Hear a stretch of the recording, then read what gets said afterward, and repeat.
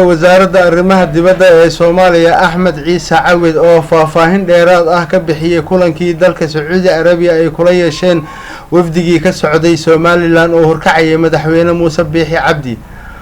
annaga iyo madaxweynaha Somaliland iyo wafdigiisii waxa aan wada deganeen hal qasri, waxaan isku aragnay oo aan ku kulanay masjidka, annaga ayaana u tagnay oo salaanay. runtii waxa aan madaxweynaha noo soo dhaweeyay si qalbi furan oo Soomaalinimo ah. waxaa xilligaasi ka dambeeyay meelo kale oo badan ayaana isku aragnay. kulanka wuxuu ahaa mid salaam oo kaliya ah.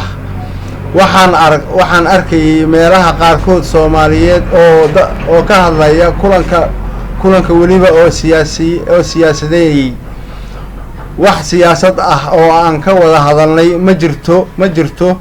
fasaxna uma haysano wafdigeena dawladda Soomaaliyeed oo aan siyaasad ka hadlayno, ayuu yiri wasiir Cawid.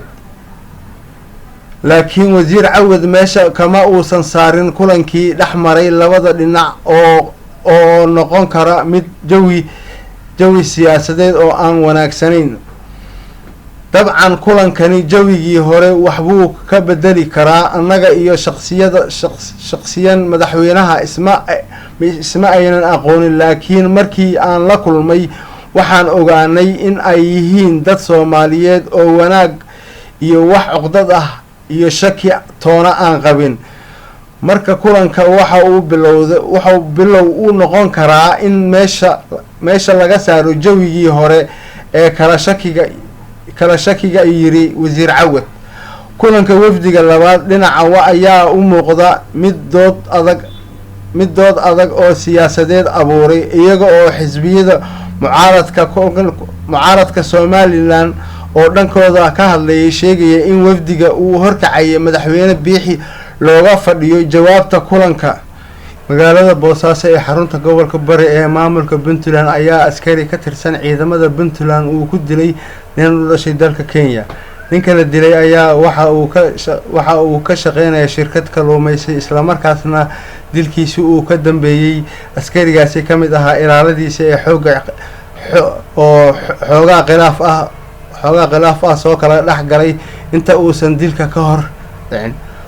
duqa degmada Boosaaso Cabdisalaam Bashiir ayaa warbaahinta u sheegay in dilka ninka uu dhashay dalka Kenya, waxa uuna sheegay inuu muddo ka shaqeynayay magaalada Boosaaso.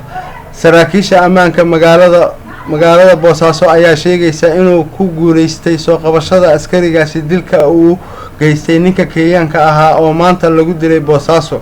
ciidamada amniga ee magaalada Boosaaso ayaa gacanta ku soo dhigay ninka ka dambeeyay dilka muwaadinkaasi u dhashay dalka Kenya ee saaka lagu dilay magaalada Boosaaso.